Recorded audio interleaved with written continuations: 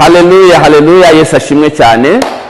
Ndi Pastor Hakizimana Justin, nagira ngo mbararikire igiterane kiza gikomeye cyateguwe n'itorero ADPR, kizitabirwa n'abaririmbyi bakomeye, harimo by'umwihariko umuririmbyi Nina Astron guturuka mu gihugu cya Finland, ndetse n'abandi baririmbyi bakomeye, amakorari meza nka Hosiana ndetse na Shalom ndetse n'izindi korari nziza, ndetse akazaba hari n'abaririmbyi nka Bosco Nshuti mukunda cyane ndetse na Alexis Dusabe.